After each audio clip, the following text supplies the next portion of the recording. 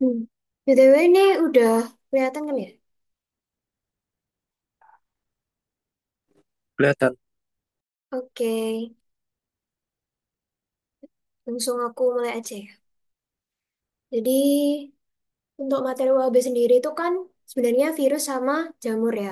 Kalau misalnya yang UTB itu kemarin bakteri gitu. Oke, nah ini mungkin kayak buat pendahuluan sih. Ini aku ngambilnya sebenarnya dari PPT yang eh, drugs antivirus soalnya lebih jelas menurutku daripada yang di PPT yang pendahuluan virus itu. Sebenarnya ini kayak yang nggak perlu hafal-hafal banget gitu. Mungkin nanti itu kayak aku highlight beberapa yang keluar kayak pertanyaan-pertanyaan kayak misalnya ini ssRNA atau DNA kayak gitu-gitu. Oke, mungkin langsung aku mulai aja. Di sini nomor satu, kandida apa yang resisten dengan banyak antibiotik gitu. Nah, jadi kalau misalnya ditanyainnya itu resisten antibiotik, ini ya, jadi kayak yang multi drug resistant itu yang Candida auris gitu. Kalau misalnya ditanyainnya yang resisten terhadap banyak antifungal, itu ada Candida glabrata dan lain-lain gitu. Nanti ada di soal selanjutnya. Jadi harusnya pertanyaannya cuma dua itu sih. Terus habis itu selanjutnya yang bukan faktor virulensi dari Candida. Nah, di sini ada beberapa faktor virulensi ya. Kayak misalnya di sini ada perubahan morfologinya. Jadi dia itu bisa dari yeast ke hifa, dari ragi ke hifa, atau hifa itu bisa juga disebut mold ya. Jadi dari yeast ke mold. Jadi dia bisa juga dibilang sebagai dimorfik. Terus habis itu dia itu juga ada HWP satunya dan ada proteinase sama fosfolipase in case nanti opsinya diganti. Terus bisa juga reseptor C3 dan juga biofilm gitu. Jadi yang bukan itu adalah yang adesin. Terus nanti itu ada pertanyaan juga misalnya yang faktor virulensi yang bikin dia itu tahan terhadap banyak antifungal atau resisten banyak antifungal itu nanti jawabnya yang biofilm gitu.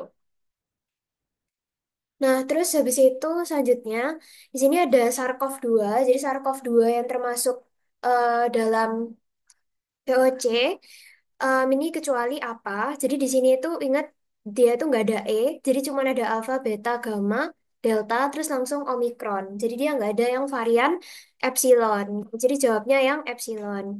Terus habis itu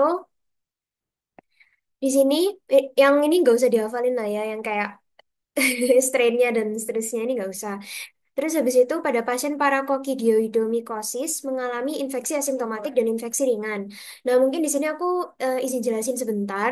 Jadi untuk bedain kayak perannya TH1, TH2, terus T-REC, T-sitotoksik. Nah, sebenarnya CD8 dan CD4 itu termasuk di yang T-sitotoksik gitu. Jadi intinya bedanya itu apa? Kalau misalnya yang TH1, dia itu biasanya itu ke infeksi yang awal, infeksi yang akut, bisa juga disebut infeksi yang ringan, dan dia itu utamanya ngeluarinnya itu IFN gamma, gitu. Nah, terus di sini juga spesifik ditulis, ini yang di PPT fungal yang pertama. Jadi dia ada promotion of fungal clearance. Terus kalau misalnya yang TH2, dia itu lebih ke kayak bisa infeksi yang kronis, bisa infeksi yang sistemik yang berat, bisa juga infeksi kok infeksi, bisa juga respon alergi. Jadi misalnya kayak TH2 dan IgE gitu yang tinggi. Nah, itu berarti dia kan respon alergi, bisa parasitik dan lain sebagainya. Terus kalau misalnya T-regulatory, dia itu lebih ke mencegah kerusakan jaringan. Jadi misalnya dia itu kayak menemani T sitotoksik gitu. Kalau T sitotoksik itu biasanya ada sel yang misalnya terinfeksi virus atau terinfeksi salah atau dia itu mengalami mutasi genetik bersifat tumor gitu. Nah, nanti akan dihancurkan sama sitotoksik. Terus kayak sisa-sisanya itu eh, kayak biar kehancuran kerusakannya itu nggak parah, dia tuh diatur sama T regulatory. Nah, terus apa bedanya CD4 sama CD8? Ya, pokoknya pasangannya aja. Jadi dia tuh diaktifkan sama siapa gitu ya. Jadi kalau misalnya CD8 itu sama TH1. Kalau CD4 itu sama TH2. Kayak gitu. Nah, terus ini ada juga yang lain kayak misalnya di sini tuh ada TH17 ya. Kalau TH17 itu dia tuh ya ini ada tulisannya lah ya, kayak, jadi kayak rekrutmen neutrofil, defensin, inflamasi dan lain-lain gitu. Lanjut. Nah, terus habis itu di sini ada jenis-jenis obat antifungal. Kalau menurutku worth it banget kalau misalnya kalian mau ngafalin halaman ini. Jadi kayak tahu target obat antifungal, soalnya ini lumayan sering ditanyain. Jadi di sini ditanyain obat apa yang menghambat 14 alfa dan metilase, di mana dia sendiri itu enzim yang mengubah lanosterol jadi ergosterol. Nah, di sini yang menghambat kalau lanos jadi ergos itu golongan azol. Pokoknya apapun belakangnya azol, tapi bukan metronidazol ya, karena metronidazol itu antibiotik. Terus kalau yang lainnya kayak echinocandin, ini kerjanya di protein. Terus habis itu squalene itu bukan obat antifungal, squalene itu ini. Dia tuh prekursornya lanosterol. Dan kalau misalnya squalene ke lanosterol, jangan kebalik sama azol. Kalau di sini itu dia tuh dihambatnya itu sama alilamin. Kayak yang belakangnya fin kayak naftitin, ya naftivin, terbinafin, butenafin gitu. Oke, terus habis itu jamur berikut merupakan jamur dimorfik. Jadi intinya jamur dimorfik itu ada bentuk mold yang berhifa sama yeast yang nggak berhifa. Nah, jadi eh, apa aja sih jamur dimorfik itu? Ini kurang ya, tadi harusnya ada kandida ya. Nah, jadi ada semua jamur sistemik. Jadi ada Blastomyces dermatidit, dermatitidis, atau C. imitis, atau Histoplasma capsulatum, atau Paracoccidioides brasiliensis. Semua ini kan jamur sistemik. Pokoknya kayak kalian juga selain kelas-kelas virus kan, hafalin juga kelas-kelas jamur, kayak jamur sistemik itu apa aja, jamur subkutan itu apa aja, dermatofit itu apa aja, kayak gitu. Nah, terus habis itu ada Sporatrix shanki. Sporatrix shanki itu subkutan. Terus Thalaromyces ini juga subkutan. Jadi kayak ya semuanya ini tuh bersifat dimorfik. Jadi yang nggak dimorfik itu chromoblastomycosis ya di sini. Kita eliminasi aja. Lanjut, terus habis itu di sini ada untuk pengiriman spesimen jaringan biopsi. Dilakukan pewarnaan GMS menggunakan media apa? Jadi di sini sebenarnya ini bisa dilogika aja. Kayak kalau mengirim spesimen kan berarti dia harus awet kan, dia nggak boleh rusak. Berarti kita pakainya formalin gitu. Kalau yang lain ini bisa dilihat kan dermatofit tes medium. Nah, medium itu berarti dia untuk pertumbuhan atau kultur, khususnya untuk dermatofit. Nah, kalau lactophenol blue itu juga medium dan juga untuk dermatofit. Di sini media kultur dermatofit. Terus ini tuh juga untuk media kultur. Tapi dia itu ada fungsi-fungsi spesifiknya kayak apa sih namanya bisa untuk mewarnai, terus kayak mematikan jamur dan lain-lain. Terus KOH itu dia untuk pewarnaan, terus habis itu saborat juga kultur dermatofit gitu. Nah, terus lanjut bentuk penular dari jamur dimorfik yang menyebabkan sistemik mikosis. Nah, jadi di sini jangan kebalik. Kalau misalnya bentuk menular atau infektif berarti dia itu yang di lingkungan. Kalau yang di dalam tubuh itu berarti yang jaringan, yang udah nggak menular gitu. Nah, jadi kalau misalnya di suhu 25 derajat atau suhu ruang di luar, itu dia bentuknya mold atau yang berhifa. Sedangkan kalau yang 37 derajat Celcius dia itu berupa yeast atau ragi. Kayak gitu.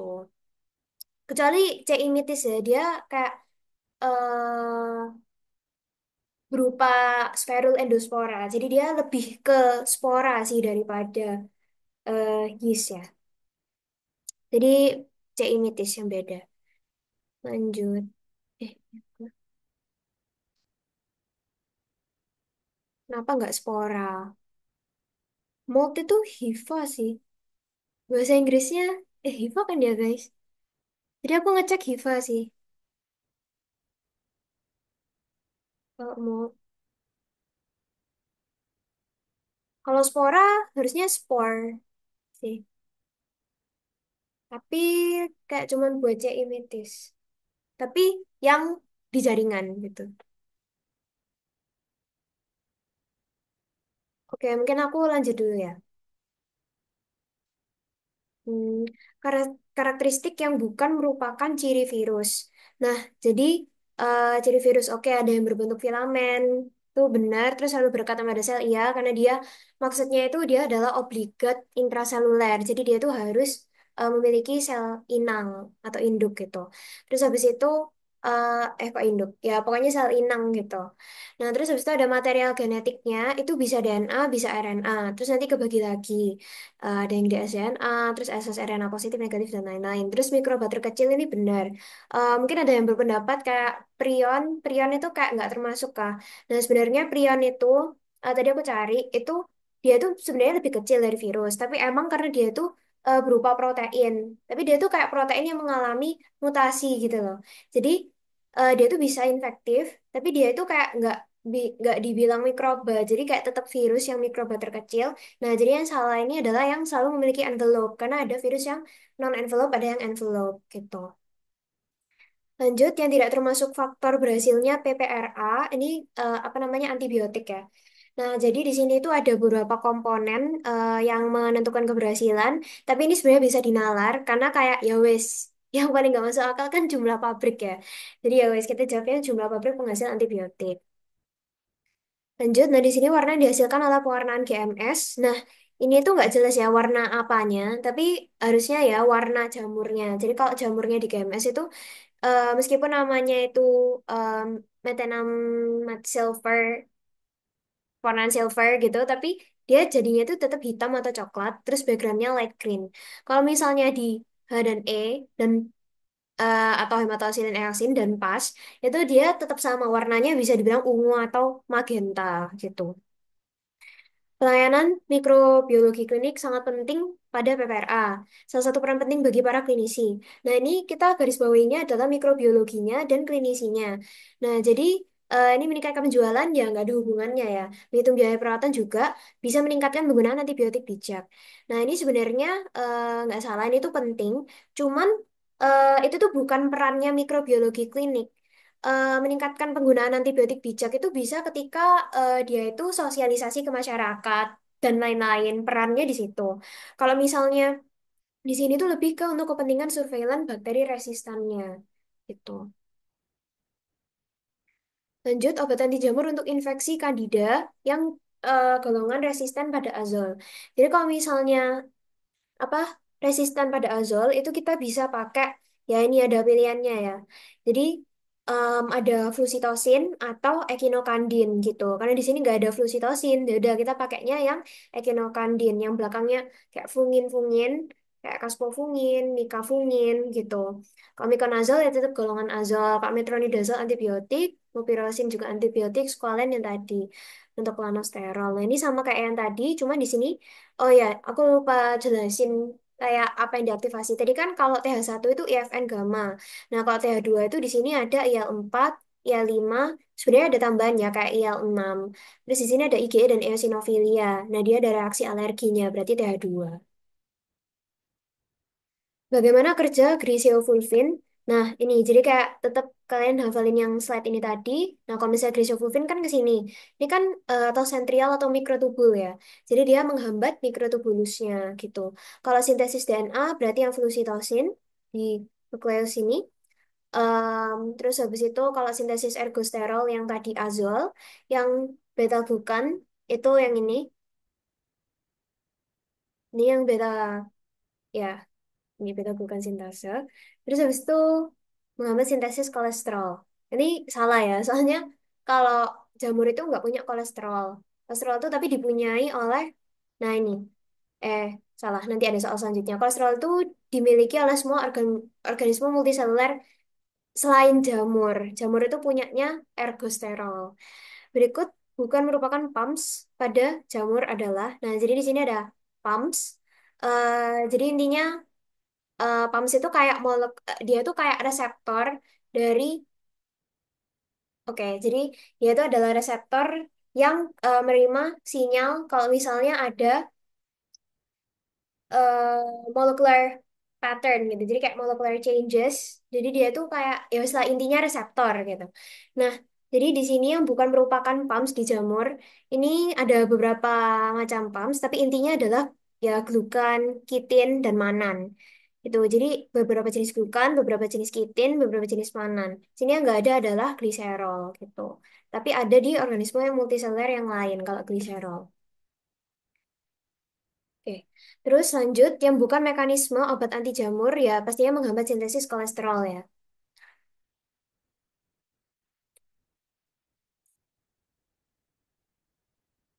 Oke. Yang kurang tepat tentang dermatofit. Nah, jadi di sini dermatofit itu adalah jamur yang menginfeksi sampai tingkat dermis gitu. Jadi bisa di nalar aja. Nah, kalau misalnya dia tuh di kulit, di rambut, eh, itu berarti kan kayak penyusunnya itu keratin. Nah, untuk menembus itu berarti kan dia butuh keratinase. Berarti sebenarnya bisa di logika, oke dia pasti punya enzim keratinase. Nah, terus kalau yang ini emang harus agak dihafal. Jadi kayak pertumbuhannya benar 3 hari sampai 3 minggu. Nah, terus habis itu dia itu terdapat mikrokonidia, makrokonidia. Nah, terus habis itu ada infeksi yang antrofilik, zoofilik, sama geofilik kan. Kalau misalnya yang antropofilik, tahu ke manusia, kayak trikoviton dan lain-lain, um, it- itu biasanya kronis. Tapi kalau misalnya ke hewan, terus geofilik, di soil, itu biasanya akut. Nah, terus dia itu jamurnya itu spora. Jadi, em, apa namanya kayak mikrokonidia, makrokonidia. Terus dia itu memiliki mikrospora gitu. Salah satu contohnya bisa dilihat langsung dari namanya. Itu kan mikrosporum ya. Jadi dia itu punya mikrospora gitu aja. Dia bukan jamur yang berhifa atau eh sorry, hifa itu yang mold sih, jangan kebalik ya. Dia itu bukan jamur yang gis atau ragi gitu. Oke, sip. Nah, terus yang benar mengenai hepatitis. Oke, jadi hepatitis pokoknya menurutku kayak hafalin tabel ini sih. Soalnya ini bisa keluar banyak soal dari tabel ini. Jadi harus tahu jelas kayak beda-bedanya gitu. Nah, yang kesamaan di antara empat ini berarti kita cari aja apa yang komponen apa yang HBV itu beda sendiri gitu. Berarti itu kan kayak rantai RNA DNA-nya kan. Dimana hepatitis B itu satu-satunya yang DNA sendiri, sedangkan yang lainnya itu ssRNA semua, gitu. Jadi kita bisa jawab genom RNA untai tunggal, gitu. Terus kayak kita juga bisa ngelompok-ngelompokin, kayak misalnya mana aja yang dia itu kronis dan akut. Kronis itu B dan C, terus habis itu yang akut itu A dan E. D itu biasanya nyusul kalau misalnya ada infeksi yang B. Terus hepatitis fulminan. Fulminan itu apa ya? Istilahnya itu kayak yang lebih parah gitu loh. Lebih agresif penyakitnya. Nah, yang berhubungan dengan hepatitis fulminan itu cuman D sama E. Jadi D itu lebih parah. Kalau misalnya dia itu apa ya infeksi B dulu, terus nanti jadinya penyakitnya lebih parah. Terus kalau E itu pada ibu hamil, nih in pregnancy. Terus penularan terutama fekal oral. Enggak ya, fekal oral tuh cuman A sama E.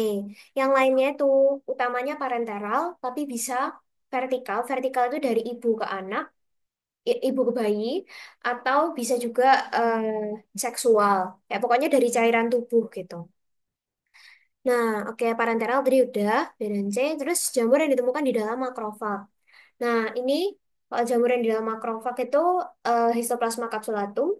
Itu tadi kayaknya sempat aku tulis di depan yang kayak ciri-ciri berbagai jamur. Atau belum ya? Serius, nanti ada kok guys. Em, lanjut, faktor HPV yang berkontribusi dengan terjadinya kanker serviks kecuali. Nah, jadi ini aku nemu slide ini di PPT-nya dosen. Nah, jadi dia itu ada beberapa faktor yang bikin dia HPV. Nah, selain kita yang pasti tahu ya, HPV tipe virusnya itu yang berisiko tinggi. Jadi kayak 16, 18, dan 45. Kalau yang low risk itu 6 sama 11. Biasanya itu dia tuh nggak sampai menyebabkan kanker cervix gitu. Dia cuman warts aja atau warts itu apa ya? Kutil gitu. Terus kita bisa lihat ada mutasi gen HPV. Nah, di sini ada genetic changes ya yang menyebabkan dia jadi cancer. Terus muatan HPV ini viral load yang tinggi, viral replication yang tinggi. Terus habis itu ada juga oncoprotein. Jadi oncoproteinnya salah satunya ya E6 dan E7 gitu. yang memicu proses onkogenetik. Nah, jadi yang salah ini adalah terbentuknya sapovirus. Nah, jujur aku nggak tahu sapovirus itu apa, tapi aku cari dia tuh bikin gastroenteritis akut. Jadi bukan ke kanker serviks gitu.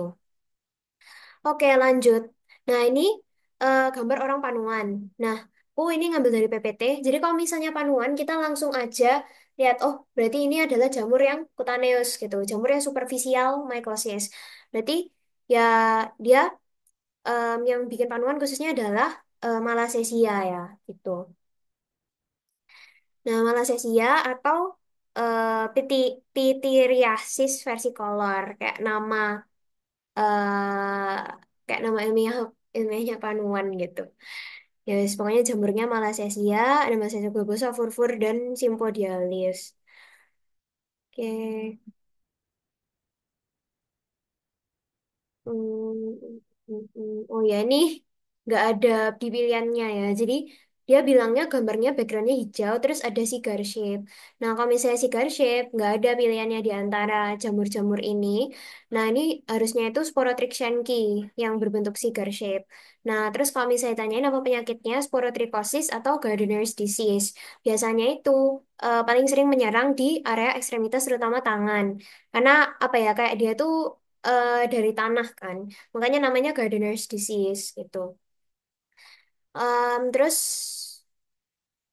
oh ya, terus misalnya dia itu ditanyain kayak ciri-ciri jamur. Menurutku kalian kayak baca yang modul yang PDF itu yang kayak ada gambar-gambar jamurnya, terus ada ciri-cirinya.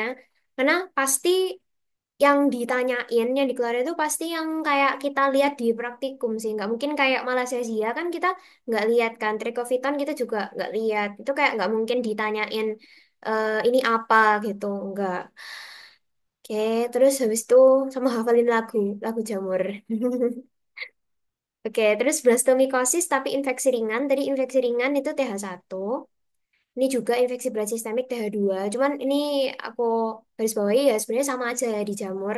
Tadi itu Paracoccidioides, ini blastomikosis. Lanjut, di sini pernyataannya salah terkait dengan pencegahan infeksi varicella zoster. Nah, em, jadi varicella zoster kayak herpes dan lain-lain, kayak CMV, EBV dan lain-lain, mereka tuh sering menyerang orang yang imunosupresi kan. Nah, terus di pernyataan yang A ini salah. Kenapa? Karena imunisasi ke orang yang imunosuppress itu justru bisa nyebabin dia sakit gitu. Karena respon imunnya tuh inadequat. Jadi dia nggak bisa membentuk antibodi yang kayak kita harapkan gitu loh. Tapi dia tuh malah sakit duluan gitu. Jadi harusnya kita langsung kasih VZIG atau varicella zoster immunoglobulin atau kita langsung aja kasih profilaksis atau pencegahannya yaitu acyclovir. Nah, terus kalau ini benar ya yang lain, vaksinasi untuk infeksi primer pada anak, karena dia nggak spesify, anaknya kan nggak imunosupresi. Vaksinasi booster untuk mencegah kekambuhan, iya, jadi mencegah zosternya. Terus isolasi pasien untuk mencegah penularan kontak, ini benar. Karena varicella zoster itu dia penularannya itu airborne, jadi dari droplet di udara, sama bisa juga dari lesinya yang ada di kulit, itu juga full of virusnya. Jadi kayak kontak dengan kulit itu juga bisa. Oke, next. Terus antibiotik inhibitor protease bekerja dengan cara. Nah, jadi protease itu kan kita bisa lihat protease, memotong protein. Jadi dia itu untuk memotong atau kayak pematangan protein. Berarti dia itu digunakan di proses akhir, kayak ya mungkin setelahnya transkripsi translasi gitu. Nah, jadi dia itu paling benar adalah untuk menghambat langkah terakhir dari replikasi, yaitu di pembentukan proteinnya. Terus yang lainnya kenapa salah? Em, karena apa namanya mendegradasi, oke saya pertama jadi mendegradasi reseptor CD4. Nah ini tuh ada sendiri obatnya, jadi ya apa namanya dia tuh bekerjanya di luar, jadi ada yang bekerja di CD4-nya, terus ada yang dia tuh bekerja di reseptornya yaitu CXCR4 dan CCR5 gitu. Terus ya ini ya berinteraksi dengan koreseptor, nah itu obatnya lain lagi. Em, Oh ya ya, slide-nya nggak aku masukin sini. Menurutku itu kayak hafalin aja guys, itu ada di PPT HIV, itu ada satu halaman. Dia itu cara kerja obat anti HIV gitu. Itu menurutku nama-nama obatnya juga boleh dihafalin. Terus efektif untuk HIV 1 tapi nggak untuk HIV 2 ini salah, ini bisa untuk dua-duanya.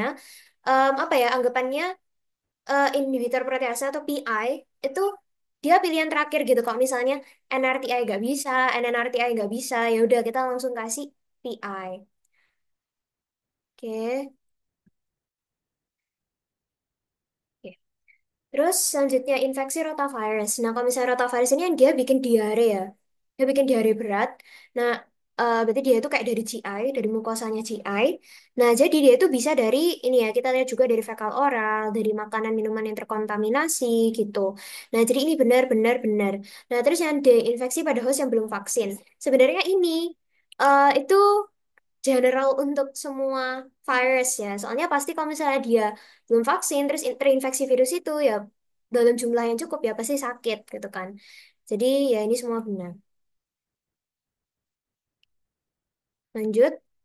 Nah, di sini ada, oke, langsung didiagnosis ya, pneumocystis jirovecii. Kita tinggal ngeliminasi dari yang ini mana yang paling benar gitu. Jadi yang pertama, pemeriksaan Giemsa dari bal menunjukkan parasistic body. Jadi kalau Giemsa, biasanya itu kita nggak pakai bronchoalveolar lavage. Kita biasanya itu pakai hasil biopsi paru, lung biopsi tissue. Dan biasanya itu namanya intracystic body, bukan parasistic. Terus lanjut, pemeriksaan sputum metode paling bagus. Enggak, karena sputum itu kurang representatif, dia itu low diagnostic yield.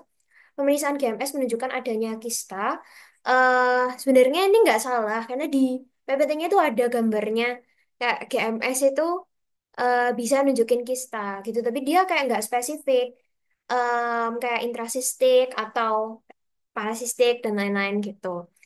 Em, Terus habis itu spesimen bal adalah spesimen representatif. Sebenarnya kalau aku baca yang lebih representatif itu sebenarnya yang jaringan paru atau biopsi paru sih daripada bronchoalveolar lavage. Karena dia tuh bisa kecampur-campur sama yang lain gitu. Kalau bal, ya kan? Ya gitu. Jadi kayak bronchoalveolar lavage itu kayak pencucian.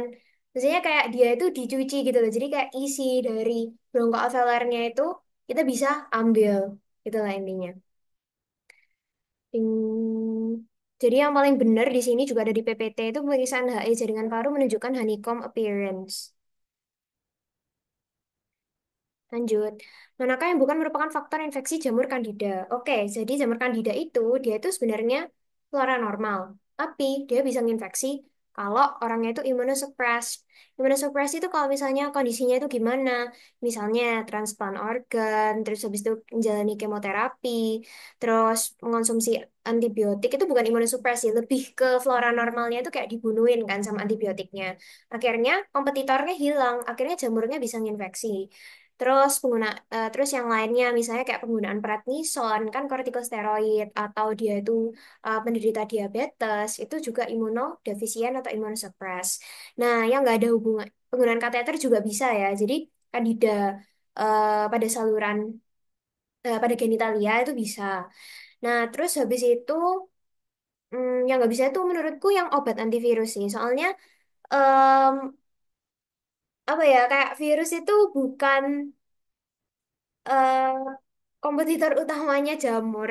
Kayak mereka tuh bisa terjadi bersamaan dan sering kasusnya. Tapi kalau yang antibiotik, yang itu kan benar-benar kena ke flora normal ya. Flora normal tuh saingan utamanya infeksi jamur gitu. Jadi menurutku yang nggak ada hubungannya yang obat antivirus gitu. Em, Lanjut, yang bukan ciri influenza D. Nah, jadi influenza ada banyak, ada A, B, C, D. Nah, jadi kita bisa lihat di sini, ini juga boleh dihafalin tabelnya. Cukup singkat juga. Jadi di sini ada sering kenanya ke siapa, terus severity-nya. Yang paling parah itu adalah yang influenza A gitu. Terus prevalensi di human juga paling tinggi. Dan ada yang varian apa ya, avian. Jadi H5N1 itu di IAV ini. Terus gejalanya tidak terlalu berat ya untuk IDV. Terus oke, antigen hemaglutinin. Jadi kan kalau misalnya influenza, dia itu punya dua antigen.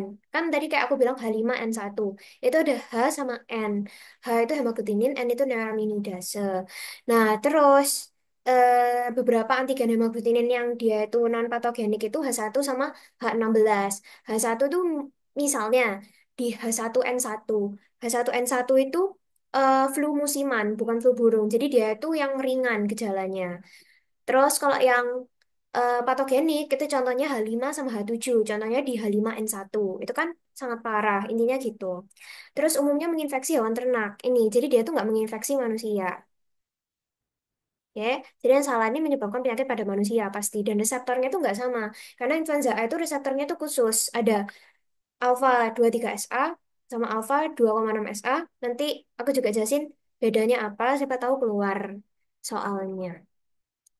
Oke, lanjut spesies Candida yang resisten antifungal. Tadi kan aku bilang ya, ada glabrata itu yang resisten antifungal. Kalau auris itu resisten antibiotik. Jadi beda. Yang multi drug resistant itu lebih ke yang auris. Terus di sini ada glabrata, ada krusei. Oh iya, sorry. Oke, wait. Oke, jujur aku baru sadar di sini ada krusei juga. Tapi harusnya nggak ada dua-duanya sih. Cuman ini kan kayak sama-sama resisten terhadap antifungal ya.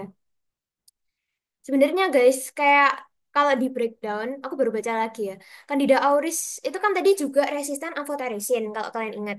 Jadi sebenarnya Candida auris itu juga resisten terhadap antifungal gitu. Mungkin nanti bakal lebih dispesifikin ya soalnya. Kayak apa namanya antifungalnya itu apa gitu. Tapi seingatku waktu itu kayak pas UAB aku jawabnya Glabrata. Tapi aku kayak baru sadar lagi sih. Jadi oke, semoga nanti soalnya lebih diperjelas ya. Tapi Glabrata sama Klebsiella sebenarnya sama-sama benar, dia bisa resisten antifungal dan Lusitania.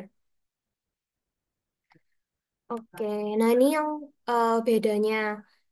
Misalnya ditanyain kayak eh, apa bedanya reseptor alfa 23AS sama 2,6AS. Jadi ini cukup simple. Kalau misalnya yang untuk high pathogenicity kayak H5N1 di sini, itu makanya 2,3. Nah, dia itu cenderung di lower respiratory tract, jadi dia itu di bronkus ke bawah. Jadi dia di epitel bronkus, pneumosit tipe 2 yang ada di alveolus, sel-sel yang nggak bersilia. Kalau alfa 2,6 dia tuh di atas. Jadi dia itu yang infeksinya itu nggak separah itu. Kayak H1N1, H3N2, pokoknya dia di atas.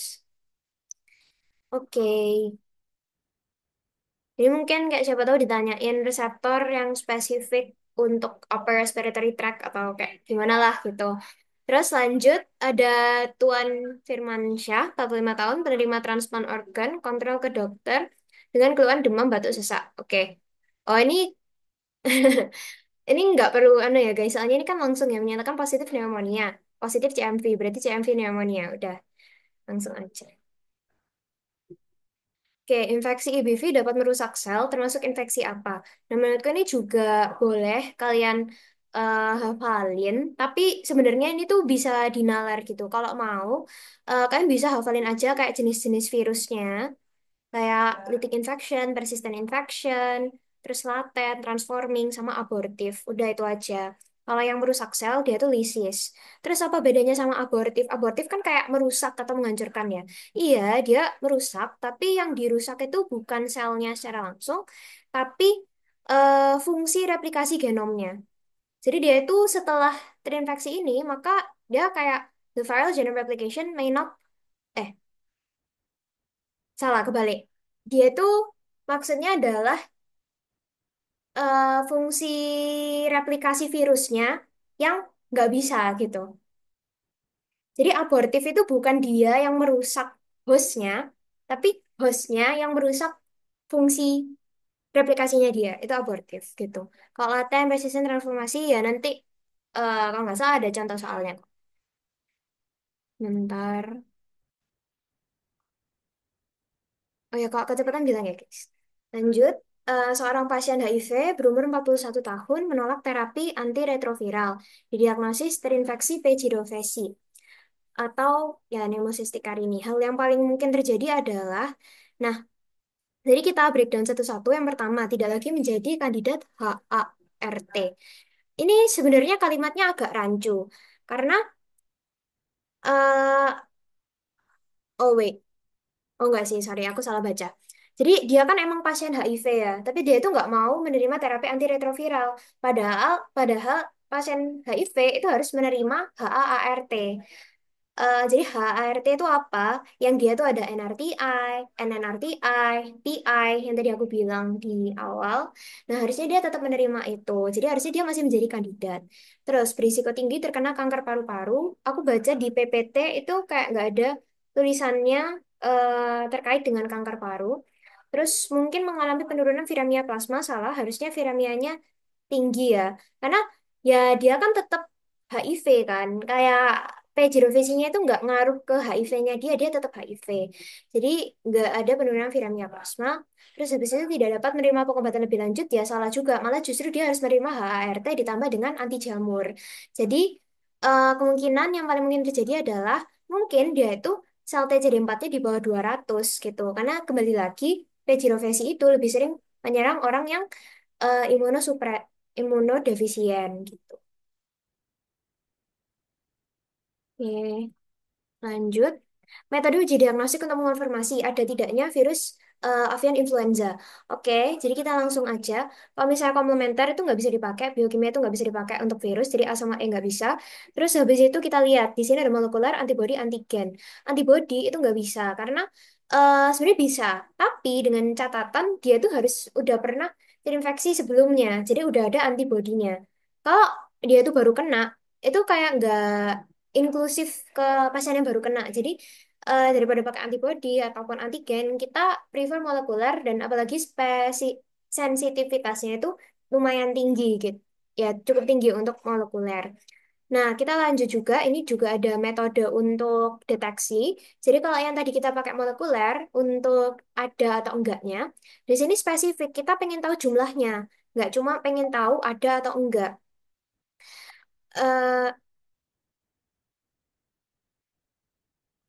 oke, Sek. Nah, jadi,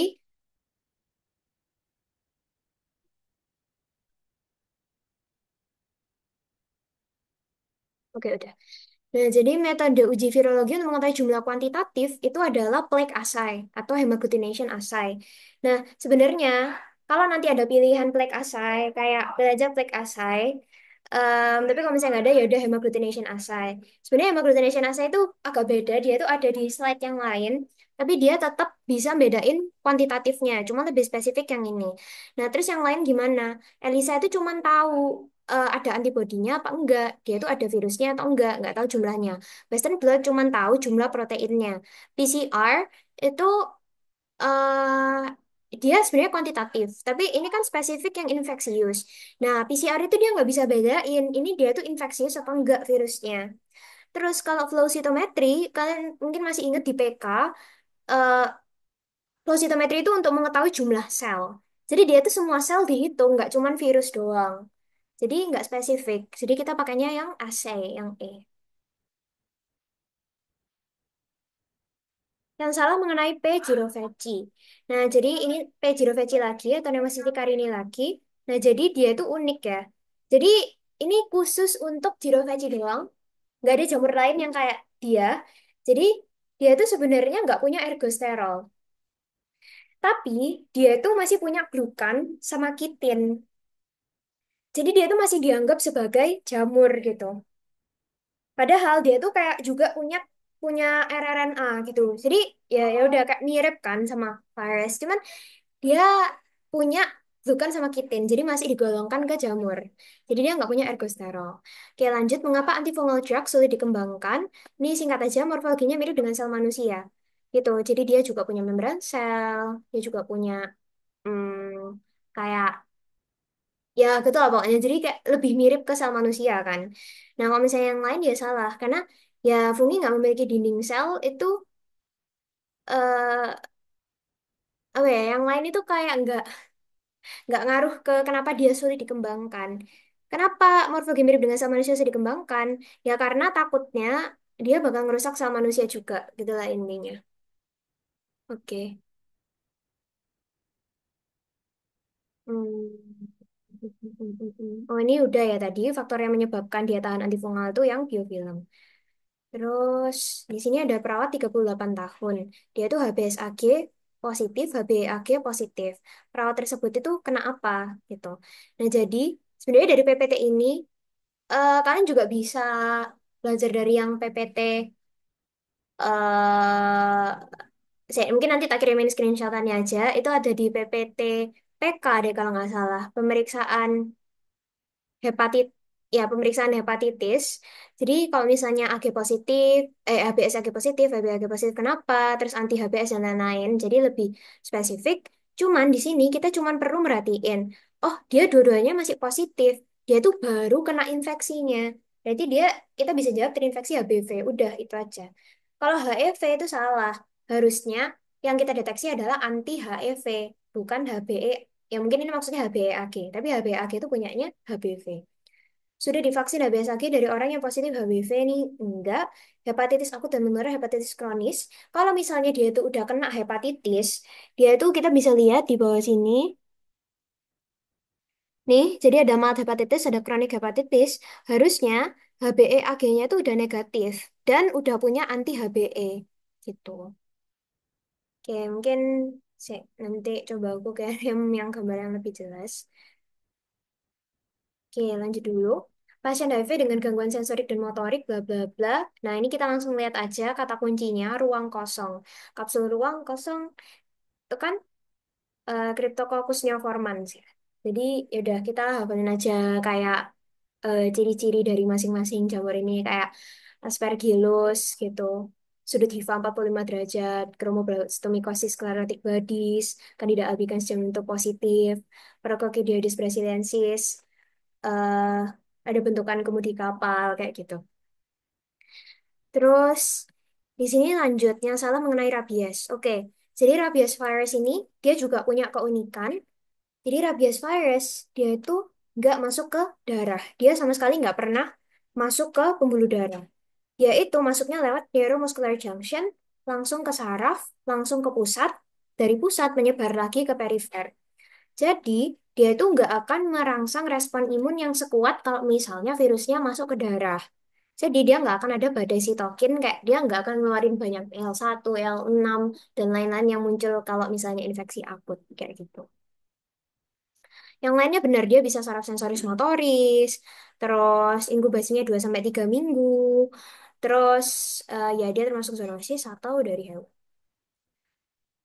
Lanjut, mutasi gen yang bertanggung jawab untuk resistensi emtricitabine dan tenofovir. Jujur ini aku nggak tahu dulu pas UAB. Terus ini aku eh dari sendiri. Nah, kalau misalnya dia tuh khusus spesifik resistennya itu emtricitabine dan tenofovir, yang sebenarnya termasuk ke NRTI atau nucleosidase reverse transcriptase inhibitor. Berarti ini kan maksudnya dia HIV ya. Jadi mungkin bisa dibaca di tapi sebenarnya nggak ada guys, nggak ada di PPT HIV kalau yang khusus gen-gen ini nanti soal selanjutnya ada. Jadi mutasinya itu di K65R, ini udah aku tulisin juga kalau misalnya pertanyaannya diganti kayak untuk resistensi emitricitabine dan lamivudin, kalian bisa jawab yang M184V gitu. Jadi mungkin ini boleh dihafalin. Terus lanjut, tahapan virus menginfeksi reseptor. Jadi ini di logika aja, pasti pertama dia nempel, terus dia masuk, terus dia uncoating atau melepaskan isinya, terus baru dia bereplikasi, dari replikasinya itu baru disusun jadi virus baru, jadi assembly. Oke, lanjut. Yang termasuk jamur entomophthoromycosis. Nah, jadi kalau entomophthoro itu artinya apa? Ento itu kan serangga. Berarti dia itu kayak berasal dari serangga atau ditularkan dari serangga. Nah, satu-satunya jamur yang entomophthoromycosis itu adalah Basidiobulomycosis, usually caused by insect bites. Nah, itu aja. Jadi keunikannya itu, terus yang termasuk zigomycosis cuma dua, mukor sama Basidiobolo. Jadi di sini mukormycosis. Lanjut yang memiliki bentuk barrel shape arthroconidia. Nah, ini agak mengecoh ya. Jadi kalau misalnya kita lihat sekilas di sini tuh nggak ada yang apa ya artroconidia gitu kayak Brasiliensis kan di kapal, C. imitis kan spherul berendospora. yang masih diinfeksi kayak gini dan seterusnya. Tapi ternyata CMITIS itu dia itu ada dua fase kan tadi. Jadi yang fase miselium itu yang bisa dibilang fase apa sih namanya? Fase hifa. Jadi dia itu ada atrokonidianya. Tapi kalau misalnya yang fase yeastnya, yang raginya itu dia berupa spherul berendospora. Gitu. Kalau misalnya yang lainnya itu yeast biasa, kan tadi ragi kayak Brasiliensis ragi, terus histoplasma ragi, Blastomyces ragi. Nah, C. initis itu dia spesifik berupa spherul endospora. Gitu. Tapi dia di meseliumnya artroconidia, jadi C. initis. Lanjut, APC utama infeksi jamur sel dendritik. Oke, ini tadi udah dibahas. Penyakit yang disebabkan oleh fungi subkutan yang dimorfik. Nah, ini tadi yang aku bilang awalin klasifikasi jamur, dermatofit subkutan. Nah, jadi di sini itu yang satu-satunya yang subkutan itu adalah sporotrichosis. Contoh lainnya mungkin chromoplasminosis dan seterusnya. Kalau yang lainnya di sini sistemik. Sistemik emang cuma empat ini. Terus germ to positif. Oke, Candida albicans. For the antivirus yang tidak melalui saluran napas. Ini udah aku tulisin satu-satu port of entry-nya. Jadi yang nggak bisa lewat saluran napas itu hepatnavirus, di mana kita tahu hepatnavirus itu dia apa ya dari cairan tubuh. Kenapa? Karena hepatnavirus ini yang menyebabkan hepatitis B. Oh ya, belum aku tulis ya. Jadi yang di tabel yang hepatitis tadi kalian juga coba hafalin kelas-kelas jamurnya gitu. Hepatnavirus, terus C itu Flaviviridae gitu. Lanjut, kulit ada penghalang kuat bla bla bla. Contoh virus yang masuk melalui lecet kulit. Oke, lecet. Oke. Heeh. Jadi kalau misalnya yang lecet pada kelamin, ya udah kita udah langsung jelas ya dari pilihannya ini papiloma ya. Karena kan rotavirus. Nah, rotavirus diare gitu. Terus kayak rhinovirus, influenza, adeno ini semuanya saluran napas gitu. Ya, mungkin adenovirus bisa lah di JIT gitu. Nah, jadi di sini yang cocok cuman papiloma. Lanjut, hal yang membuat mikroba resisten semakin banyak, tidak patuh pada program. Ini bisa dinalar. Terus pernyataan yang salah tentang jamur dimorfik. Nah, ini tadi ya, yang ada di jamur sistemik di tabelnya. Jadi kalau misalnya pada suhu 25 atau di luar, dia itu bentuknya mold. Tapi kalau di suhu 37, dia itu bentuknya yeast. Jadi yang salah itu, jadi yang salah itu yang pada suhu 37 derajat Celcius, dia berbentuk mold. Oke. Terus habis itu selanjutnya, sasaran utama dari PPRS adalah penggunaan bijak antibiotik. Ya udah ini bisa dinalar juga fungsi hifa bercabang, fungsi, fungi hifa bercabang untuk sudah 45 derajat. Kalau misalnya, eh astaga, guys, maaf guys, ini Aspergillus. Aduh, berarti yang tadi, oh iya, ya, sorry, aku tadi kebalik ya bacanya. Jadi kalau misalnya yang 45 itu Aspergillus, kalau yang 90 itu Mukor. Saya nanti tak revisi dulu PPT-nya. Oke. Terus lanjut, seorang laki-laki 30 tahun datang ke UGD RS Indonesia, bla bla bla. Nah, ini sebenarnya soalnya sama, guys. Bedanya itu ada di sini. Dia itu keluhan demam tingginya 2 hari yang lalu. Kalau di sini, ini berbulan-bulan gitu. Jadi kalau misalnya yang 2 hari, berarti kan dia akut ya. Dia baru aja kena setelah dari Thailand. Nah, kita bisa lihat di bagian di grafik ini. Jadi di sini ada em, infeksi yang akut. Jadi kayak baru ini di bawah ini kayak bisa lihat hari-harinya. Oke. Di bawah itu hari-harinya. Nah, terus di sini itu dia baru kena 2 hari yang lalu. 2 hari yang lalu masih di sini. Jadi dia itu masih fase viremia akut. Nah, dia itu di sini bisa mengisolasi virus, bisa mendeteksi RNA, dan juga bisa pakai deteksi NS1-nya gitu. Jadi utamanya kita pakai antigen NS1 Dengue. Nah, terus di sini soal yang sebelah kan udah berbulan-bulan vaksinnya. Kalau udah berbulan-bulan infeksi kronis, berarti selain ngasilin IgM, dia juga ngasilin IgG gitu. Nah, terus di sini kenapa aku milih IgG aja gitu. Karena sebenarnya kalaupun kita deteksi IgM-nya, kalau dia udah berbulan-bulan, di sini aku highlight, di sini tuh udah kayak apa ya menurun gitu dan dia kayak nggak mengspesifikasi bulannya itu berapa bulan gitu. Tapi menurutku agak buang-buang kalau misalnya kita deteksi IgM-nya. Jadi IgG itu sebenarnya cukup kayak oh oke infeksi kronis kayak Daniel gitu. Gitu sih. Terus, oke di sini cuman bagan aja, kayak misalnya ditanyain nggak tahu bakal keluar apa enggak, kayak severity grade-nya ada tingkat 1, 2, 3, 4. Kalau misalnya tingkat 1 itu gejalanya ini, hemoragik dan lain sebagainya.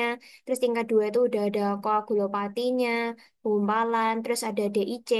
Itu berarti kayak dia udah clotting di intravaskularnya dan seterusnya.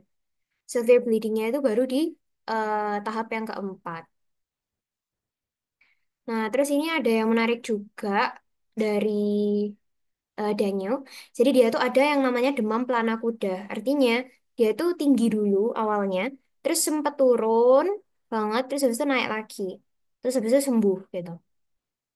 Jadi di sini tuh ada 3 fase. Ada fase demam, fase kritis, sama fase penyembuhan. Nah sekarang kita lihat di kasusnya ini. Dia DBD, terus dia pada hari keempat, suhunya itu turun, oke. Terus hasilnya IgM antidengue-nya itu positif gitu. Ya dia infeksi akut lah ya. Manakah yang salah berkaitan dengan kondisi anak tersebut pada hari keempat? Jadi di sini aku meng-highlight dua, karena menurutku ini dua-duanya sebenarnya kurang tepat ya. Jadi, yang pertama, perlu segera diberikan terapi antiviral. Mungkin buat digarisbawahi, kalau dengue itu dia belum ada antiviral yang efektif gitu. Jadi percuma juga mau kita kasih antiviral. Pengobatan dengue itu biasanya simptomatik dan suportif gitu. Jadi misalnya infus kayak gitulah. Jadi menurutku kurang tepat kalau terapi antiviral. Dan yang kedua, anak tersebut berada pada fase penyembuhan. Sebenarnya kurang tepat juga karena di sini di bagian klasifikasi ini dia itu di fase kritis. Di sini juga dimerahin kan dari keempat fase kritis gitu. Jadi dia belum masuk ke fase penyembuhan. Jadi menurutku dua-duanya ini kayak kurang tepat gitu. Tapi kalau misalnya aku disuruh milih, aku bakal jawab yang mana? Sebenarnya aku bakal jawab C. Karena di E, ini anak tersebut berada pada fase kritis. Nah, ini kan ada dua pernyataan yang bertentangan. Kita harus milih salah satu antara C atau E. Berarti kita pilih yang C. Gitu aja. Lanjut, yang salah untuk infeksi virus hepatitis C. Nah, jadi di sini kita bisa lihat, oh ya ini ya maksudku kayak Bacillus yang picorna, hepatna, flavi, unclassified. Tapi hepatitis D yang family-nya nih, kalau di PPT antiviral, dia tuh dibilangnya satellite virus atau cukup hepatitis D virus gitu. Hepatitis E, HP viridae. Jadi di sini kita bisa lihat agen penyebabnya, yaitu Flavi benar, transmisi parenteral benar, dan dia itu sering menyebab. Eh, sorry, aku baru baca 40. Hmm, benar. Oh ya guys, BTW ini kan nomornya ada yang kayak keloncat-keloncat gitu. Itu bukan kurang soalnya ya, itu tadi soalnya double-double, jadi aku hapusin. Tapi aku malas ganti nomornya. Ini mirip dengan sama manusia. Ya, ini kan tadi ada nomor yang hilang. Nah, ini kayak 4748. Ini udah. Oke, nah ini tuh agak aneh ya soalnya. Karena sebenarnya nggak ada yang salah. Kayak kita lihat ini benar, parenteral benar, infeksi kronik benar, dan dia tuh sering hepatocellular carcinoma. Both B sama C itu sering dikaitkan dengan hepatocellular carcinoma karena dia kronis. Terus di sini kita bisa lihat uji anti HCV itu perlu untuk penentuan diagnosis. Jadi kita gampang guys ngafalinnya. Kalau kita mau periksa A, C, D, E, kita tinggal periksa anti HAV, anti HCV, anti HIV, anti HDV. Tapi kalau B, kita periksanya dua, HBsAg sama HBeAg. Itu yang wajib. Tapi kadang itu kedeteksi juga anti HBs, kayak gitu-gitu. Terus yang D, ini ada genotyping HCV, penting untuk penentuan terapi dan prognosis. Ya sebenarnya nggak salah gitu loh. Tapi kalau dibandingkan sama yang lainnya, dia itu eh kak nggak sesignifikan itu gitu loh. Kayak kita nggak perlu sampai genotyping untuk tahu kayak spesifiknya dia tuh HCV yang tipe apa-apa-apa untuk bisa ngasih terapi HCV-nya gitu. Jadi ya menurutku yang kurang penting itu yang D sih.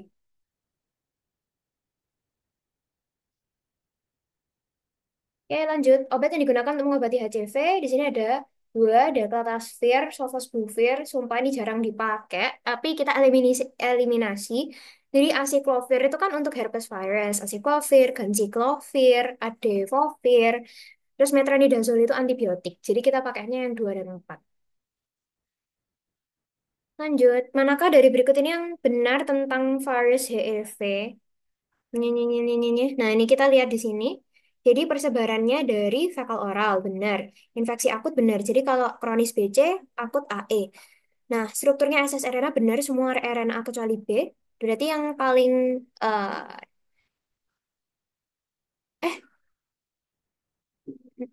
ini harusnya manakah yang salah ya, guys? Oke, oke, revisi lagi. Oke, ini harusnya berikut yang salah. Soalnya ini benar. Jadi, yang salah adalah yang penyakit tidak berdampak buruk. Padahal dia tuh justru akan jauh lebih parah di ibu hamil gitu.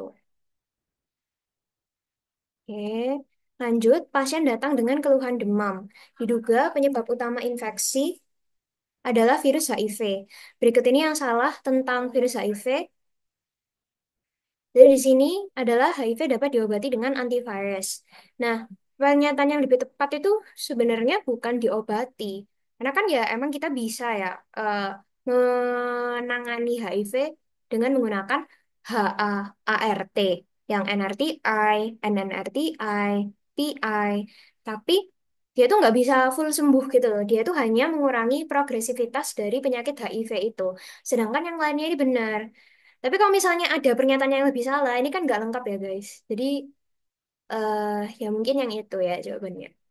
Lanjut, memiliki envelope GP puluh ini benar. 120 itu punyanya ENV. Oh ya dia itu juga ada beberapa apa namanya eh kayak gen apa sih namanya antigen. Jadi ini salah satu contohnya ada ENV yang ada POL dan lain-lain nanti bakal aku bahas juga. Terus di sini ada koreseptor berupa CD4. Jadi CD4 itu koreseptor. Reseptor utamanya itu CCR5 dan CXCR4. Lanjut, virus dapat berikatan dengan reseptor yang spesifik. Nah, ini ya udah, ini langsung aja reseptor spesifik, bla bla bla, tropical disease gak mungkin. Attach itu nggak spesifik. Fusion itu bukan berikatan, fusion itu udah masuk. Fokus salah berarti ya wis tropism. Itu ada di PPT juga. Lanjut, tahun 2021, tahun 2021 jumlah kasus mikrocephalus mengalami kenaikan. Dari tahun 2015 sampai tidak terjadi epidemi. Kita nyari yang salah. Oke, jadi mikrocephalus itu khas banget. Dia itu gejalanya dari Zika virus. Nah, Zika virus itu dia salah satu flavivirus. Jadi kalau Flavi itu ada dua. Ada Zika sama ada Dengue gitu. Dan selain dia dari kelas yang sama, dia itu juga penyebarannya sama. Jadi ini juga benar. Karena dia itu disebarkan dari nyamuk Aedes juga. Selain itu, ada cikungunya. Jadi cikungunya itu juga disebarkan dari nyamuk Aedes. Tapi dia bukan flavivirus. Kalau cikungunya itu togavirus. Seingatku aku tulis di belakang sih. Lanjut. Oke, lanjut menyebabkan manifestasi klinis seperti GBS pada lansia. Nah, ini juga benar. Kalau misalnya di ibu hamil, dia nyebabinnya itu microcephalus baby-nya. Kalau di orang tua, dia itu nyebabin Guillain-Barré syndrome. Guillain-Barré syndrome itu apa? Dia itu adalah polineuropati perifer. Apa itu? Jadi dia itu kayak socks and glove gitu. Jadi dia itu kayak mati rasa di ekstremitas, terutama kayak ya Dan dia itu menjalarnya itu dari eh, distal ke proksimal. Jadi kayak dari bawah ke atas gitu. Nah, ya mungkin nanti bisa dijadi tanyain kayak jumlah kasus eh kayak Guillain-Barré syndrome dan lain-lain itu kayak bisa aja diganti soalnya. Terus ini yang salah ya. Jadi terdapat defek pada bayi, tetapi risiko terbesar terdapat pada ibu hamil trimester terakhir. Salah. Kan kita harus tahu dulu mikrocephalus itu apa. Jadi mikrocephalus itu dia itu adalah defek kongenital yang biasanya terjadi pada awal pembentukan pembentukan lagi. Ya pokoknya awal pembentukan bayinya. Jadi dia tuh biasanya di trimester pertama, bukan trimester terakhir ketika semua organnya udah lengkap, udah terbentuk semua gitu. Jadi harusnya trimester pertama. Ini salah. Lanjut. Obat terapi SARS-CoV. Ini harusnya yang ya ya. Ini nanti aku coret tidaknya. Ini harusnya obat terapi SARS-CoV menargetkan apa? Nah, ini jujur gak ada di PPT SARS-CoV mikrob, tapi ada di PPT antivirus. Jadi ini kan obatnya remdesivir, maaf tulisannya jelek. Jadi di sini ada inhibitor of viral RNA dependent RNA polymerase atau RDRP gitu. Jadi dia emang remdesivir ini menginhibisi VRDR dan bisa digunakan untuk SARS-CoV-1, SARS-CoV-2, SARS-CoV-1 dan juga MERS-CoV yang Middle East. Oke, lanjut. Terapi antifungi untuk para kokidomikosis berat dan decorticated. Oke, jadi mungkin ini juga perlu diingat-ingat. Aku garis bawahi kalau penanganan untuk jamur yang sistemik itu dia secara umum kalau mild pakainya itrakonazol. Kalau severe dia pakainya amphotericin. Terus maintenance-nya atau dosis rumatannya itu pakai itrakonazol gitu. Itrakonazol lagi gitu. Jadi intinya kalau dia tuh ini kan ringan ke berat ke ringan gitu kan. Jadi kayak ini tinggal sisa-sisa gejalanya juga pakai itrakonazol gitu. Jadi untuk para kokidioides, terus blastomises, C. imitis, pokoknya jamur sistemik gitu. Jadi langsung aja jawab amphotericin. Amphotericin. Terus lanjut, dengue 5 hari. Demamnya sudah turun di hari ke-5. NS1-nya negatif. Oke, udah negatif. Terus IgM, IgG, anti dengue positif. Kalau misalnya kalian masih ingat bagian yang tadi, itu kan pembagiannya itu em, apa namanya? Jadi kayak ketiga, hari kedua, ketiga, 4, 5, terus 6, 7 ya. Jadi fase penyembuhannya kan di hari ke-6 ya harusnya. Tapi kita lihat di sini NA1-nya udah negatif. Ya udah, berarti dia udah ada di fase penyembuhan gitu. CM, IgG, anti dengue positif. Oke, ini yang masih positif. Oke, nggak apa-apa. Demamnya sudah turun. Oke. Lanjut. So, wait. Wait. Bentar-bentar, guys. Kayaknya ada PPT yang kelewat deh. Bentar-bentar. NPC ditemukan bercak dan membran putih di lidah tenggorokan. Oke, ini dulu. Pemeriksaan mikrobiologi ditemukan apa, bla bla bla. Nah, gambar lidah ada putih-putihnya kayak gini. Ya udah fix itu oral candidiasis atau oral thrush. Kita langsung jawab candida. Terus di sini ada pernyataan berikut yang salah mengenai Ebola virus. Nah, di sini kalau misalnya kalian dapat kayak gini menyebabkan angka kematian tinggi, ini kayak opsi yang kita skip dulu buat terakhir. Karena kita kan nggak tahu epidemiologinya gimana ya. Nah, terus habis itu ada Ebola virus, itu RNA non-segmented envelope. Ini benar. Terus habis itu ada monyet, simpanse, bla bla bla, itu sumber penyebaran virus. Nah, yang perlu garis bawah itu ini. Ini harusnya, oh ya, jadi pemeriksaan dengan BSL-3 atau pemeriksaan di laboratorium dengan BSL-3 atau biosafety level. Jadi Ebola itu kan sangat menular ya.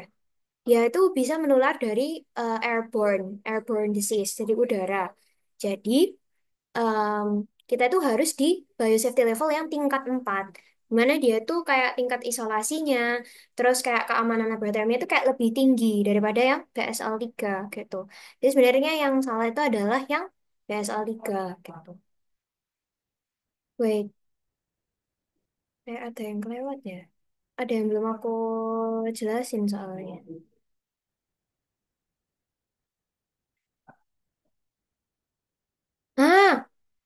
Ini kok bisa kelewatan.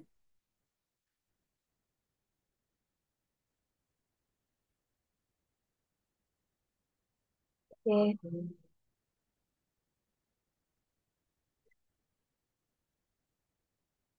Nih, Basidiobulomycosis ya udah berarti dia disebabin sama Basidiobulus meristochlorus ya, satu-satunya Basidiobolus. Berikutnya pernyataan yang salah untuk infeksi hepatitis C. Nah, di sini sebenarnya ini nggak salah kalau dia itu bisa menular lewat hubungan seksual dan vertikal. Tapi utamanya itu dia lewat parenteral. Parenteral tuh apa kayak cairan tubuh yang kayak darah gitu loh. Dia maksudnya tuh yang kayak darah, misalnya kayak dia luka, terus habis itu terpapar sama darahnya penderita. Nah, dia akan terkena hepatitis C atau B. Jadi yang salah itu di kata utama. Nah ini, aku kebalik sumpah. Harusnya 45 itu Aspergillus, 90 itu Mukor. Terus ini, genome sequence yang diambil untuk diagnostik rotavirus. Jadi dia itu khususnya yang dia ambil untuk mendiagnosis itu adalah VP6 sama VP7. Ini kan dikeluarin gitu ya, kayak diambil. Nah, pertanyaan lain itu bisa juga kayak faktor patogenik yang menyebabkan infeksi rotavirus bla bla bla. Nah, itu juga bisa dijawab VP4 dan VP7 gitu. Pokoknya 4 dan 7 kalau rotavirus. Nah, terus ini yang belum aku jelasin. Ini maksudku yang kayak ada ENF, terus ada propol, GAG, dan ya ini. Nah, sebenarnya ini aku juga nggak hafal, tapi gini aja. Kayak ini kan tadi pertanyaannya sama ya, emitricitabine dan tenofovir. Kayak apapun pertanyaannya, mau tenofovir diganti lamivudin atau apa, pokoknya kalau kalian tahu itu adalah NRTI, di mana dia adalah nukleosidase reverse transcriptase inhibitor, itu dia pasti antara pro atau pol gitu. Soalnya kita lihat di sini, ini kan kita bisa asumsi lah ya, ini kan kayak apa sih namanya helicase, enggak, ini kayak helicase, terus habis itu ini kemungkinan adalah yang di inti, ya inti dari virusnya gitu. Jadi antara ini atau ini kan, tapi tetap sama kan tiga-tiganya itu ada di propol. Nah, terus berarti dia itu kayak kita bisa asumsikan salah satu dari ini yang reverse transcriptase gitu. Salah satunya helicase. Aku nggak tahu yang mana. Tapi dia itu pakainya pro atau pol. Karena di sini nggak ada pro, kita jawabnya yang pol gitu. Terus misalnya ditanyain bukan NRTI, kayak protease inhibitor. Toh kan tetap kerjanya sama kan, kita tetap jawab pol gitu. Jadi secara garis besar banyak obatnya itu yang dia tuh bekerja di gen yang pol. Iya, maksudnya resistensinya itu karena gen polnya gitu.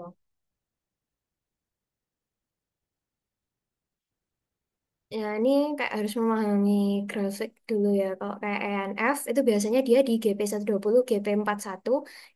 Biasanya dia di reseptor, kan tadi GP120 yang ada berhubungan dengan envelope. Terus habis itu ada reseptor CD4 dan sebagainya. Ini kemudi kapal, Paraganglioides.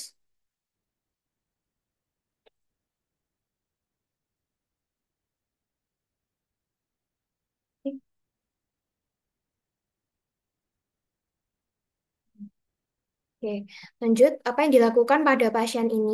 Ini jadi ada foto kaki kromoblastomikosis. Jadi kalau misalnya kita em, mau cari untuk skeletal bodies, kita bisa pakai KOH gitu. Warna yang blue black tadi. Hmm, Sebenarnya bisa GMS, tapi dia bisa spesifik pakai KOH. Apa mereka yang menimbulkan risiko infeksi hepatitis. Nah ini, jadi coba kita lihat satu-satu mana yang bisa nyebabin hepatitis. Jadi di sini ada seorang perawat terkena tusukan jarum saat mengambil insulin untuk diberikan kepada pasien diabetes yang terinfeksi HBV. Nah, kita lihat di sini fokusnya. Dia itu terkena tusukan jarum sebelum dia itu menusuk pasiennya. Jadi, ya nggak masalah dong, karena kan dia nggak tercemar sama darah pasiennya. Jadi nggak akan tertular HBV. Lanjut, saat membersihkan kamar mandi, kulit pembantu rumah tangga yang utuh bersentuhan dengan tinja. Bersentuhan dengan tinja, fekal oral itu bisa. Tapi untuk A dan E. Garis bawahnya lagi, dia kulitnya utuh, nggak ada luka. Jadi kalau misalnya nggak terpapar ke mukosanya, nggak ada luka gitu, ya nggak akan tercemar juga gitu. Rumah tangga yang utuh, bla bla bla. Ya ini kurang spesifik aja sih. Terus kayak tinja, tinja siapa? Ya nggak tahu. Ya wes lah pokoknya gitu. Terus, seorang teknisi ruang operasi dengan tangan yang pecah-pecah dan lecet melihat darah di balik sarung tangannya setelah membantu operasi. Nah, jawabannya itu yang ini, tapi kita skip dulu. Seorang anak minum dari cangkir yang sama dengan ibunya yang menderita infeksi HAV. Nah, em, jadi kalau misalnya yang HAV itu, dia itu kan fekal oral ya, bukan dari, apa sih namanya? Dari saliva gitu. Jadi, nggak bisa kalau misalnya pakai yang eh kalau HAV gitu. Tapi dia ini bisa kalau misalnya cangkir yang sama, misalnya untuk HBV atau HCV, karena dari cairan tubuh. Nah, salah satunya juga bisa dari saliva, nggak cuma dari kayak darah, terus em, hubungan seksual dan lain sebagainya. Lanjut, seorang pembeli memakan roti lapis yang disiapkan oleh seorang pekerja yang terinfeksi HBV tanpa gejala. eh Jujur ini aku nggak tahu apa hubungannya. Ini sama sekali nggak nyambung. Oke, habis nama gejala. Oh, mungkin maksudnya fekal oral kali ya. Tapi kayak pekerjaannya habis ya itu nggak spesifik guys. Jadi ini pasti salah lah ya. Nah, selanjutnya kita lihat C. Seorang teknisi ruang operasi dengan tangan yang pecah-pecah dan lecet. Oke, kita lihat kalau misalnya kulitnya ini udah terbuka dan melihat darah di balik sarung tangannya setelah membantu operasi pasien terinfeksi HCV gitu. Nah, ini benar ya, karena HCV itu pertama dia bisa dari cairan tubuh, salah satunya darah. Terus dia itu darahnya kena ke tangannya yang pecah-pecah dan lecet. Jadi otomatis virusnya bisa langsung masuk ke em, sirkulasi orangnya gitu. Nah, jadi dia itu bisa terinfeksi HCV gitu. Nah, terus ya ampun banyak ya yang kelewat. Lanjut, yang merupakan protein non-reseptor SARS-CoV. Jadi kita lihat satu-satu, ini kita langsung eliminasi dari B sampai D, karena CD4, CXCR4, CCR5, itu semuanya punyanya HIV, bukan punyanya SARS-CoV. Kalau SARS-CoV, reseptor protein itu S2. Terus habis itu, kalau misalnya, protein reseptornya itu S2. Kalau protein non-reseptornya itu TMPRSS2. Gitu. Nah, terus habis itu ini masing-masing pernyataan berikut tentang HIV adalah benar kecuali. Nah, kita eliminasi coba. Jadi yang pertama, protein CD4 pada permukaan sel T merupakan salah satu reseptor untuk virus. Ini benar ya, karena dia emang berhubungan atau berikatan dengan CD4. Selain dari dua ini. Terdapat keragaman antigenik yang cukup besar pada glikoprotein selubung virus. Nah, ini benar, kayak yang tadi kita lihat, ada EANV, terus habis itu ada kayak berbagai macam protein, dan lain sebagainya. Lanjut, salah satu gen virus mengkode protein yang menambah aktivitas promotor transkripsi virus. Nah, ini benar ya. Kayak ya kita bisa asumsikan salah satu gen dari yang tadi antara ya propol itu akan menambah aktivitas transkripsinya atau reverse transcriptase tadi. Terus, masalah utama dalam pengujian antibodi terhadap virus adalah reaktivitas silangnya dengan virus T limfotropik manusia tipe 1. Nah, di sini itu nggak ada.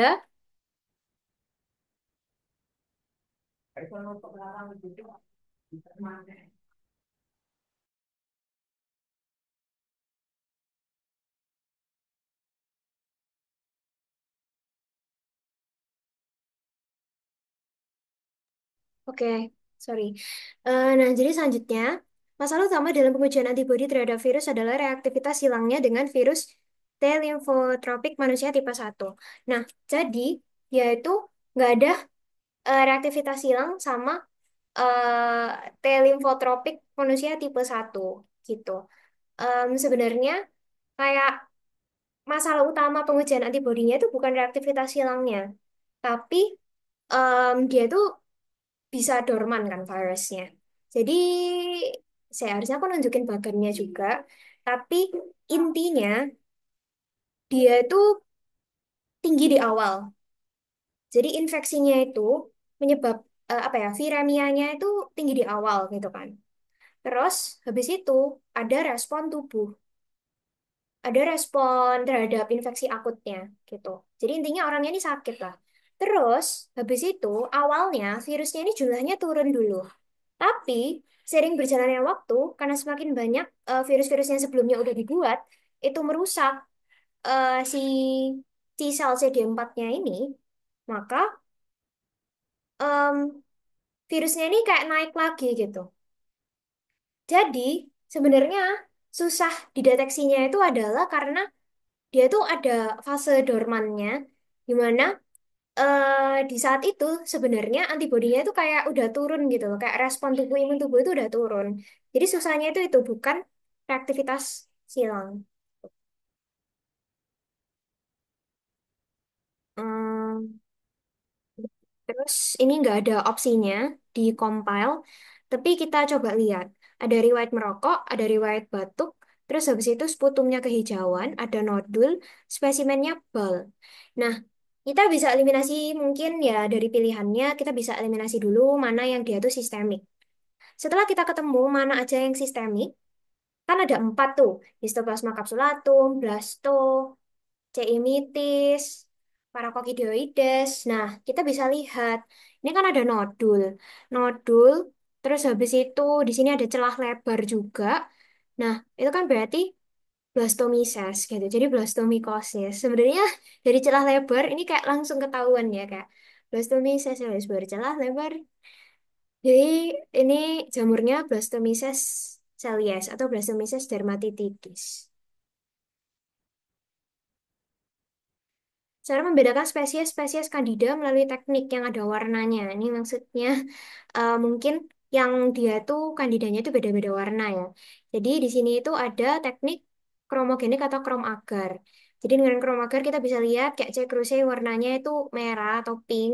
Terus C. albicans itu kayak biru muda gini. C. tropicalis itu keunguan atau biru gelap. Jadi itu adalah yang kromogenik. Jadi warna sama krom gitu aja. Kalau misalnya yang germ tube itu cuman bedain apakah dia itu C. albicans, C. dubliniensis ataupun Candida spesies yang lain.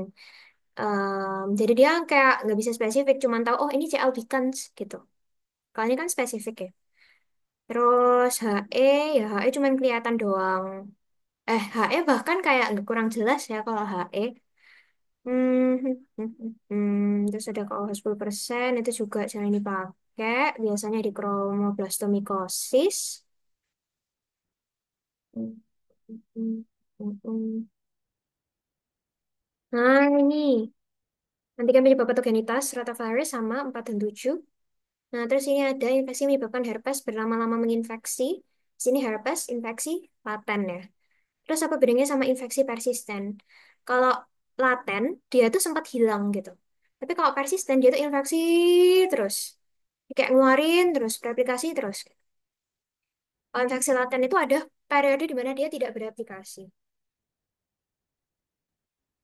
Nah, ini nggak usah ngelakuin ini, tapi kayak bisa dinalarkan kalau misalnya perubahan, berarti ya wis transformasi, perubahan jadi tumor.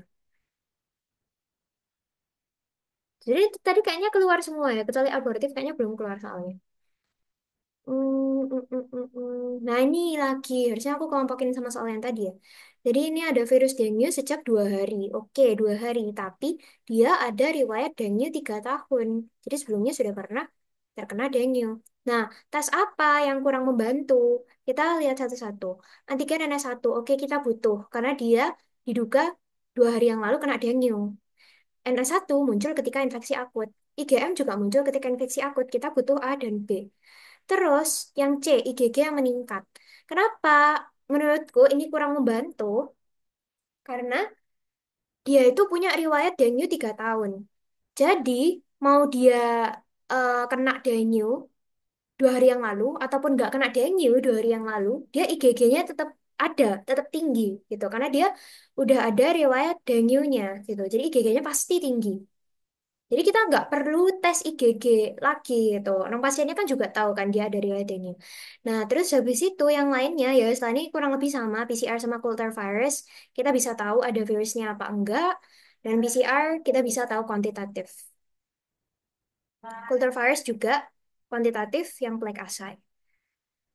Hmm, hmm, hmm, hmm, hmm. Oke, jadi ya ampun banyak juga yang kelewat.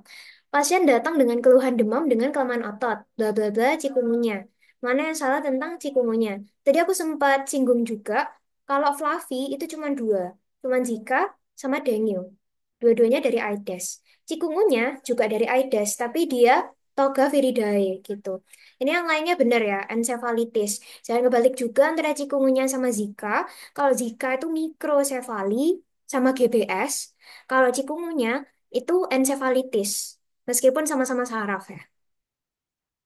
Dan dua-duanya adalah virus RNA. Dengue juga virus RNA, cikungunya juga, Zika juga. Semuanya RNA dengan envelope. Yang bukan cara pencegahan Ebola. Jadi di sini kita lihat Ebola itu tadi kan menularnya lewat airborne atau droplet. Nah, jadi yang pertama, kita kasih vaksin, oke pasti. Penanganan oleh tenaga medis pakai APD, pasti. Mengisolasi pasien pada negative pressure room, iya, biar virusnya nggak keluar-keluar. Membuang semua alat yang terkena darah, iya bisa. Nah, sebenarnya Ebola juga bisa lewat darah yang tercemar gitu. Jadi sebenarnya yang kurang tepat sih, lebih lebih tepatnya kurang tepat itu menjauhi kontak antar orang. Ini nggak spesifik sih soalnya antar orangnya itu orang siapa gitu. Terus kayak kontak yang kayak gimana, apakah kontak yang bicara dan lain-lain. Nah, kalau misalnya dia itu benar-benar pure kontak semuanya, kan kayak tenaga medisnya gimana dong? Jadi nggak apa-apa kontak, asalkan dia itu pakai alat pengaman atau pelindung diri. Nah, ini tadi. Kok bisa ke skip sampai sini? Oke, ini tadi semua udah. Saya coba kita cek lagi.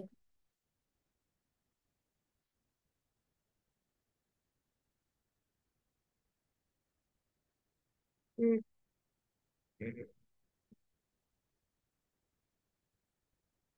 Ini tadi udah ya? Oke, sudah semua. Mungkin ada yang mau ditanyain dulu atau dikonfirmasi?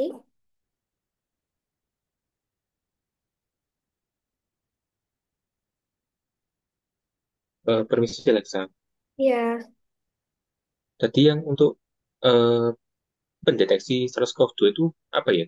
Tadi aku lepas ya internetku. oke oke sih. Deteksi SARS-CoV-2. Yes.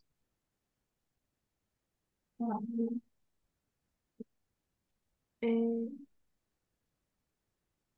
iya, ini kah? Bukan. Oh, oh ya, Eh, S2 besok ya.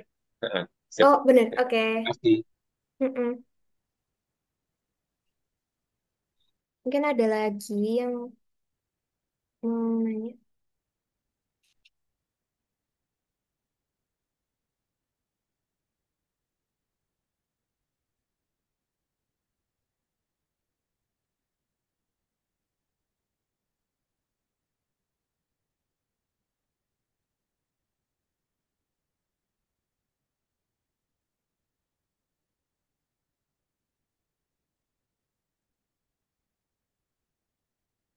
Bentar, bentar guys.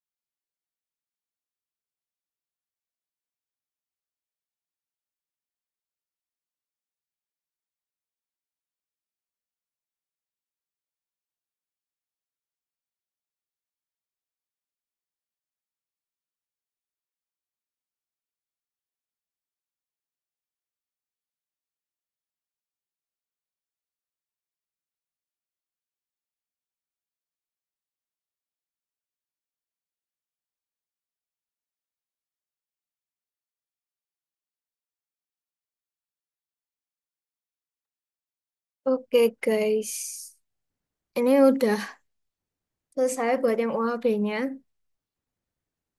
Sejujurnya yang UTB itu kayak singkatku tuh udah pernah tentiran gitu loh.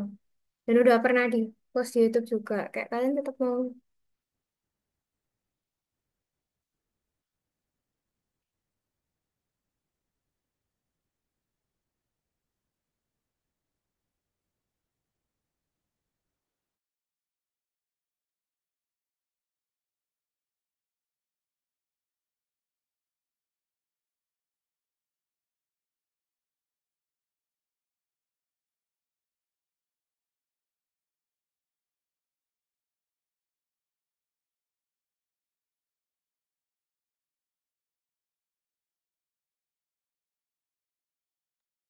Oh iya, oke. Ya mungkin nanti aku share jawaban aja. Tapi sebenarnya itu kayak mesti sama kayak yang di PPT yang aku kirim itu sih guys. Jadi kayak ya jawabanku ya sama kayak di situ sebenarnya. Jadi